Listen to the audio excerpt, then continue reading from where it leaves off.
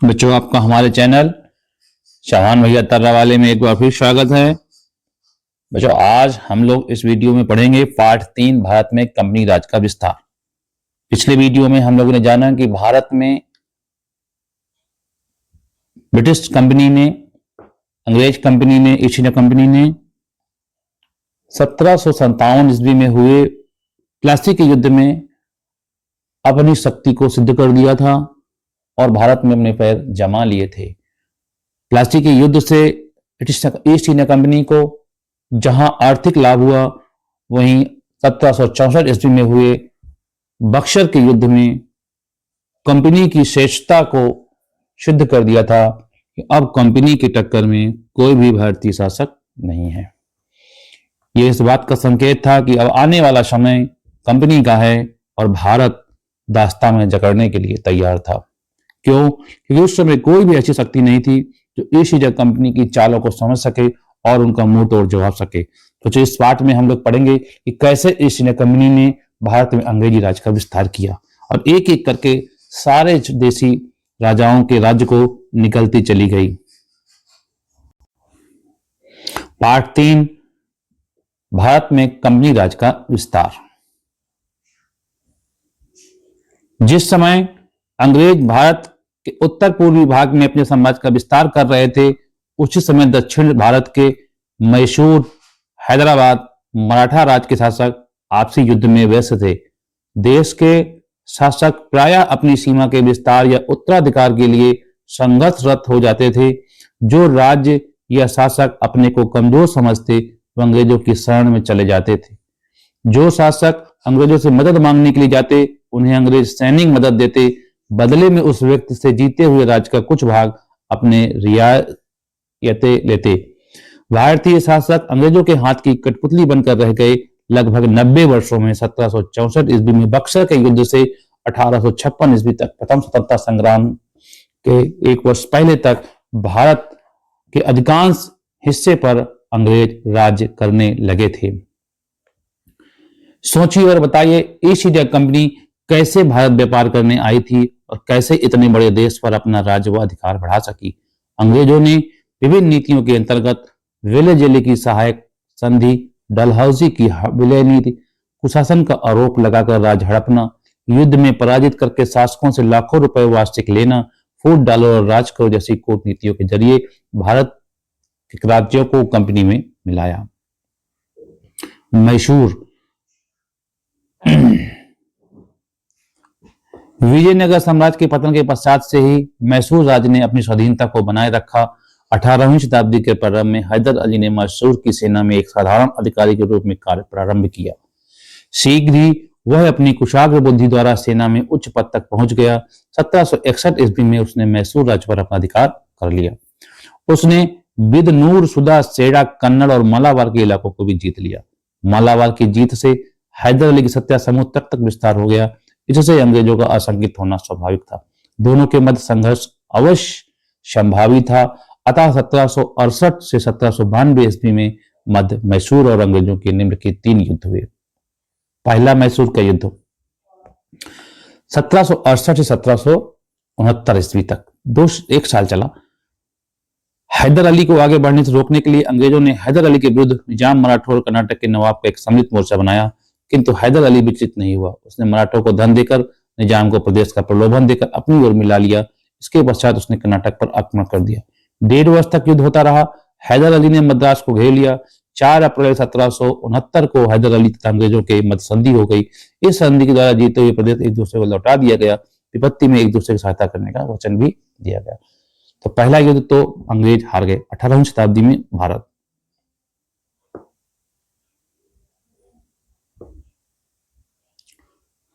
द्वितीय मैसूर युद्ध। द्वितीय मैसूर युद्ध 1780 से 1784 तक। 1771 ईस्वी में मराठों ने हैदर अली पर आक्रमण कर दिया, परंतु 1769 ईस्वी में हैदर अली व अंग्रेजों के मध्य हुई संधि के अनुसार अंग्रेजों ने हैदर अली की सहायता नहीं की। इससे हैदर अली ने निजाम तथा मराठों से मिलकर अंग्रेजों के विरुद्ध एक संयुक्त मोर्चा बनाया। जुलाई 1780 ईस्वी में हैदर अली ने कर्नाटक पर आक्रमण कर दिया। कर्नल वेली के अधीन अंग्रेजी सेना को पराजित कर अर्काट जीत लिया।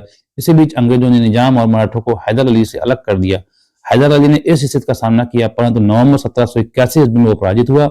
1782 ईस्वी में हैदर अली ने अंग्रेजों को बुरी तरह हराया। 6 दिसंबर 1782 ईस्वी को हैदर अली की मृत्यु हो गई। हैदर अली की मृत्यु के पश्चात उसके पुत्र टीपू सुल्तान ने राज्य का उत्तरदायित्व संभाला। टीपू ने एक वर्ष तक युद्ध जारी रखा। अंत में दोनों पक्षों ने मार्च 1784 ईस्वी में संधि कर ली और दोनों ने एक दूसरे के जीतते हुए प्रसन्न प्रांत लौटा दिए। तृतीय मैसूर युद्ध 1790 से 1792 ईस्वी तक अंग्रेजों का मैसूर के विरुद्ध तीसरा टकराव लगभग 1790 ईस्वी में हुआ। टीपू कोचीन रियासत को अपने अधीन मानता था। त्रावणकोर के महाराजा ने डचों से कोचीन रियासत में स्थित जयकोटे तथा क्रगानूर मोड़ लेने का प्रयत्न किया था, जिसके कारण टीपू ने आक्रमण कर दिया। अंग्रेजों ने त्रावणकोर के राजा के पक्ष में टीपू पर आक्रमण किया। अंग्रेजी सेना वेल्लोर तथा अंबूर से होती हुई बंगलौर तक पहुंच गई, जिसे उसने मार्च 1791 ईस्वी में जीत लिया। अंग्रेजी सेना श्रीरंगपट्टम तक पहुंच गई। अंग्रेजों ने कोयम्बटूर भी जीत लिया, परंतु शीघ्र वे पुनः उसे हाथ से खो बैठे। मराठा तथा निजाम की सहायता से उन्होंने पुनः श्रीरंगपट्टम पर चढ़ाई की। टीपू ने इसका कड़ा विरोध किया। जब टीपू ने देखा कि युद्ध जारी रखना असंभव है, तो उसने 1992 में श्रीरंगपट्टम की संधि कर ली। इस संधि के अनुसार उसे अपने राज्य का आधा भाग अंग्रेजों तथा उसके साथियों को देना पड़ा। इसके अंतर्गत अंग्रेजों को 12 महल, डिंडीगुल तथा मालाबार मिला। टीपू को 3 करोड़ रुपया युद्ध क्षति के रूप में भी देना पड़ा। युद्ध के इस दौर में टीपू की बहुत बड़ी क्षति हुई। वह अपने राज्य को पूर्णतः समाप्त होने से कठिनाई से ही बचा पाया। 1798 ईस्वी में लॉर्ड वेलेजली भारत आया, जो एक साम्राज्यवादी गवर्नर जनरल था। लॉर्ड वेलेजली ने देसी राजाओं को अपने अधीन करने की योजना बनाई। उनकी यह योजना सहायक संधि कही जाती है। सहायक संधि के अंतर्गत देसी राजाओं पर यह दबाव डाला गया कि वे अंग्रेजों के संरक्षण में आ जाएं और उसके बदले में अंग्रेजी राज उनकी आंतरिक सुरक्षा एवं वाह्य शक्ति की रक्षा करने का उत्तरदायित्व अपने ऊपर ले लेंगे। इस संधि को स्वीकार करने वाले शासकों को कंपनी का आधिपत्य स्वीकार करना था। कहने वाली बात यह थी कि उनको इस प्रकार डराया धमकाया गया कि अगर तुम लोग हमारे संरक्षण में नहीं आओगे तो आपकी सुरक्षा नहीं हो पाएगी। अगर आपने हमारे साथ सहायक संधि कर ली तो हम आपको सुरक्षा देंगे और आपकी रक्षा करेंगे। कहने का मतलब ये था कि बिना लड़े ही अंग्रेजों को उन राज्यों ने उनकी अधीनता स्वीकार कर ली और उनके कब्जे में आ गए। इन शासकों को अपने खर्चे पर अंग्रेजी सेना की एक टुकड़ी रखनी पड़ती थी। खर्चे वहन न कर पाने की स्थिति में राज्य का कुछ भाग कंपनी को देना पड़ता था। कहने का मतलब ये है बच्चों कि सेना उनकी, खर्च हमारा, वेतन ये देते थे और लड़ाई वो लड़ते थे। और कहते क्या थे अंग्रेज, ये आपकी रक्षा करेंगे सैनिक। लेकिन वो सैनिक किसके प्रति वफादार थे? अंग्रेजों के प्रति, न कि उनके प्रति जिनसे उन्हें वेतन मिलता था।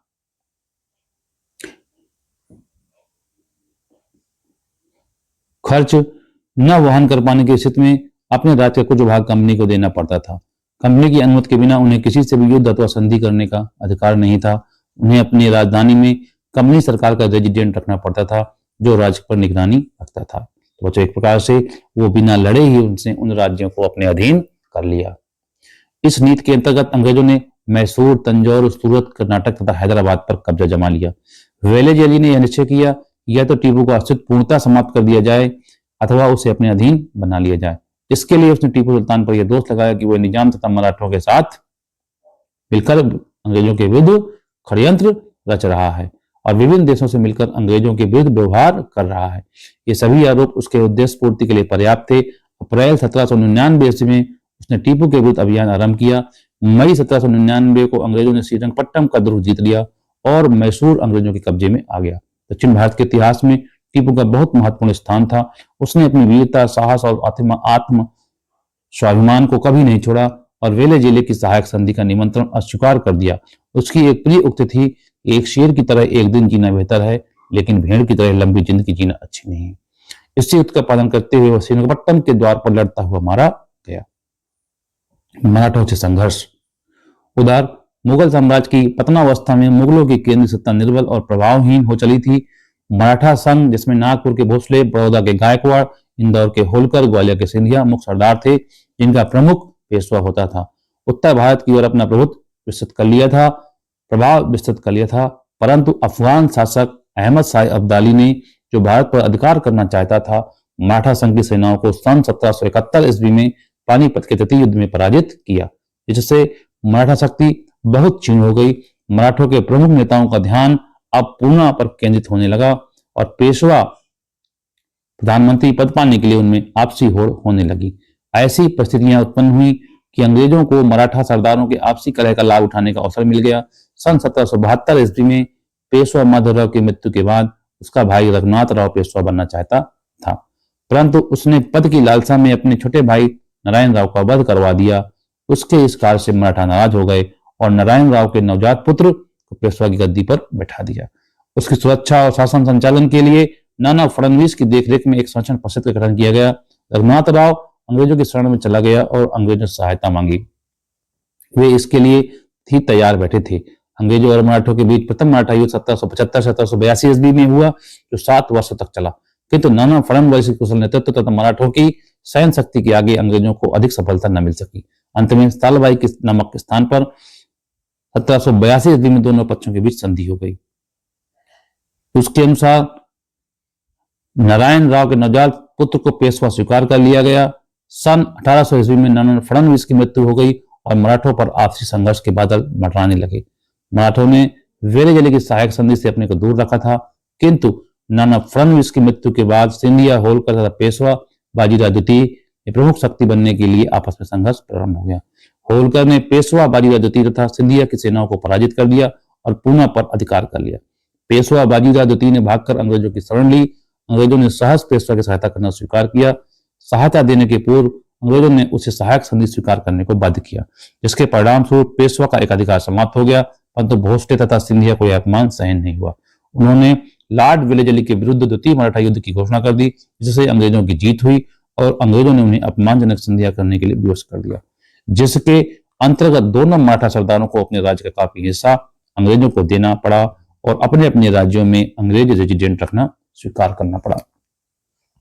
इसके पश्चात कंपनी ने होलकर के विरुद्ध तृतीय मराठा युद्ध 1804 से 1805 ईस्वी में छेड़ दिया, जिसमें अंग्रेज असफल रहे। दोनों के बीच 1806 ईस्वी की संधि हो गई।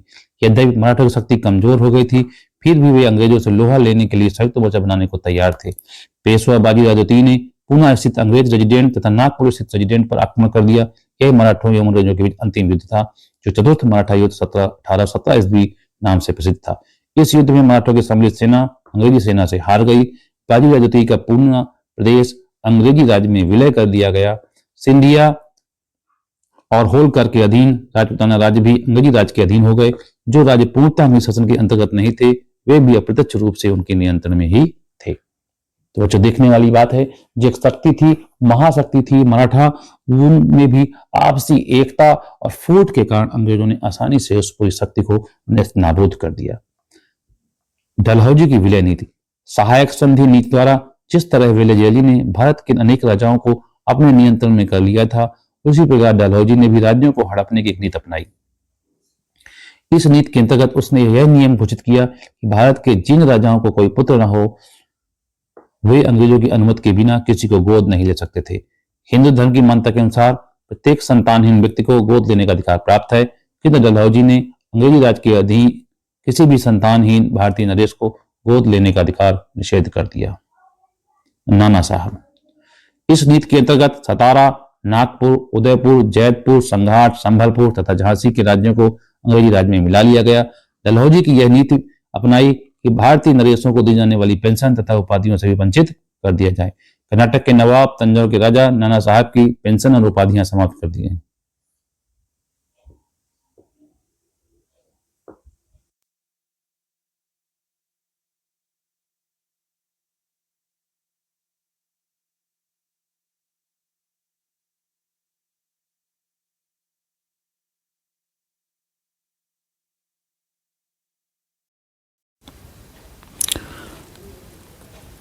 अंग्रेजों की सफलता के कारण। भारत में अंग्रेजों की सफलता के अनेक कारण सिद्ध हुए। उनमें से प्रमुख कारण यह है कि भारत में अंग्रेजों की विजय बंगाल से प्रारंभ हुई। बंगाल एक अत्यंत उपजाऊ भूभाग था। वहां शासन स्थापित हो जाने से उन्हें राजस्व का लाभ तो मिला ही, साथ ही उनका व्यापार भी बढ़ा, जिससे कंपनी की आर्थिक स्थिति सुदृढ़ हुई। अंग्रेजों की सैन्य शक्ति बहुत उन्नत थी। उनके सैनिक अपेक्षाकृत अधिक कुशल प्रशिक्षित थे। उनके पास शस्त्र न केवल प्रचुर मात्रा में थे, बल्कि वे उच्च तकनीक पर भी आधारित थे। कहने का मतलब यह बच्चों कि जब 17वीं शताब्दी में यूरोप में बंदूकों और तोपों का प्रयोग होने लगा था, तो हमारे देश में बंदूकें 18वीं शताब्दी में, मतलब 100 साल हम लोग उनके पीछे थे। जब वो बंदूक का प्रयोग कर रहे थे, तब भी हम लोग जो है तलवार, भाले और तीर कमान से ही लड़ाई लड़ रहे थे। तो कहाँ एक और बंदूकें, तोपें, और कहाँ एक और हमारे पास भारी भरकम तोपें और हथियार, भाले, इनकी लड़ाई। तो बताइए स्वाभाविक सी बात है, कौन जीतेगा? बंदूकें जीतेंगी भाई। बच्चों देखिए, जहाजी बेड़ा है, ये अंग्रेजों का जहाजी बेड़ा है। हमारे देश के लिए एक नई चीज़ थी। हम लोगों ने थल सेना के ताकत को नहीं समझा, जल सेना की ताकत को नहीं समझा, हमारे जो है ब्रिटिश मुगल शासक जो थे, और ना ही वो एक नौसैनिक बेड़ा बना पाए। बच्चों देखिए, ब्रिटिश कालीन चांदी का सिक्का है, जिसमें महारानी विक्टोरिया की तस्वीर बनी हुई है। 1862 ईस्वी का बच्चों, कब का है? 1862 ईस्वी का। उनके पास जहाजी बेड़ा था, लेकिन भारतीयों के पास इसका अभाव था। ये जहाजी बेड़े इंग्लैंड से आते रहते थे, इस कारण उनके पास रसद एवं सैनिकों का कभी भी अभाव नहीं रहता था। अंग्रेज अधिकारी कूटनीति का सहारा लेकर भारत में शासन करते रहे, जैसे वेलेजली की सहायक संधि, डलहौजी की विलय नीति।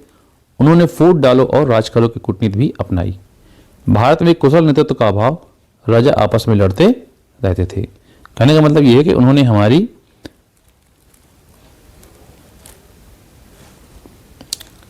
आपसी फूट का भरपूर फायदा अंग्रेजों ने उठाया। तो चलिए बच्चों, इस प्रकार हमारा पाठ ये पूरा हुआ और हम लोग इसके प्रश्नोत्तर के अभ्यास को। तो बच्चों, हमारा पहला प्रश्न है, विलय नीति का संबंध है? किससे था बच्चों विलय नीति का संबंध? डलहौजी से। अभी हमने ऊपर पढ़ा, डलहौजी ने विलय नीति का सहारा लिया, वेलेजली ने सहायक संधि का सहारा लिया। अगला प्रश्न बच्चों हमारा है, पानीपत के द्वितीय युद्ध में मराठा संघ को पराजित किया था किसने बच्चों? अहमद शाह अब्दाली ने। प्रश्न नंबर 2 है हमारा, प्रथम आंग्ल मैसूर युद्ध किसके बीच हुआ? तो प्रथम आंग्ल मैसूर युद्ध हैदर अली और अंग्रेजों के बीच हुआ। टीपू सुल्तान ने श्रीरंगपट्टम की संधि किस सन में की? तो टीपू सुल्तान ने श्रीरंगपट्टम की संधि सन 1792 ईस्वी में की। कब की बच्चों? रंगपट्टम की संधि 1792 ईस्वी में। प्रश्न नंबर 3 है, प्रथम मराठा युद्ध के बारे में लिखिए। अंग्रेजों और मराठों के बीच प्रथम मराठा युद्ध 1775 से 1782 ईस्वी तक हुआ। 7 साल चला बच्चों, जो कि 7 वर्षों तक चला, किंतु नाना फडणवीस के कुशल नेतृत्व तथा मराठों की सहन शक्ति के आगे अंग्रेजों को अधिक सफलता न मिल सकी। अंत में सालबाई नामक स्थान पर 1782 ईस्वी में दोनों पक्षों के बीच सालबाई की संधि हो गई। संधि क्या थी? सहायक संधि के अंतर्गत देसी राजाओं पर यह दबाव डाला गया कि वे अंग्रेजों के संरक्षण में आ जाएं और उनके बदले में अंग्रेजी राज उनकी आंतरिक सुरक्षा एवं वाह्य शक्तियों से रक्षा करने का उत्तरदायित्व अपने ऊपर ले लेगा। चौथा एवं बड़ा प्रश्न है बच्चों हमारा, दीर्घोत्तरीय प्रश्न है, डलहौजी की राज हड़प की नीति क्या थी? इस नीति के क्या उद्देश्य थे? तो लॉर्ड हार्डिंग के पश्चात 1848 ईस्वी में लॉर्ड डलहौजी भारत का गवर्नर जनरल नियुक्त हुआ। उसका उद्देश्य ब्रिटिश साम्राज्य को बढ़ाना था। वह उस कार्य को पूरा करना चाहता था जिसे रॉबर्ट क्लाइव ने शुरू किया था। ब्रिटिश साम्राज्य को बढ़ाने के लिए अधिक से अधिक देसी राज्यों को ब्रिटिश साम्राज्य में सम्मिलित करने लगा। उसकी इस नीति की प्रमुख बात यह थी कि यदि कोई राजा निसंतान मर जाता था तो उसका राज कंपनी के अधीन हो जाया करता था। यद्यपि गोद लेने की स्वीकृति भी दी गई थी, परंतु इसमें भी शर्त यह थी बिना कंपनी सरकार की पूर्व स्वीकृति के गोद नहीं लिया जा सकता था। साथ ही कंपनी स्वीकृति देने के लिए बाध्य भी नहीं थी, यह अनुमति दे भी सकती थी और नहीं भी दे सकती थी। इस प्रकार अंग्रेजों को अनेक राज्यों को हड़पने का बहाना मिल गया। लॉर्ड डलहौजी की इसी नीति को राज हड़प नीति कहा जाता है। उसकी यह नीति अंग्रेजों के लिए बहुत लाभकारी सिद्ध हुई। इसी नीति के परिणाम स्वरूप पूरे भारतवर्ष में ब्रिटिश साम्राज्य स्थापित हो गया। लॉर्ड डलहौजी की राज हड़पने की नीति के निम्नलिखित उद्देश्य थे। इनका सर्वप्रथम उद्देश्य ब्रिटिश साम्राज्य को बढ़ाना था, व्यापार में मनमानी करना तथा सस्ते दरों पर कच्चा माल खरीदना, अपना सामान भारत के बाजारों में ऊंची कीमतों पर बेचना, भारत की जनता के बीच फूट डालकर एक दूसरे के बीच भेदभाव पैदा करना तथा अपनी महत्वाकांक्षा को पूरा करना। तो बच्चों, इसी के साथ ये प्रश्न अभ्यास हमारा समाप्त हुआ। बच्चों, अगर आपको हमारा ये वीडियो पसंद आया हो तो वीडियो को लाइक करें और हमारे चैनल चौहान भैया तर्रा वाले को सब्सक्राइब करें। Thank you.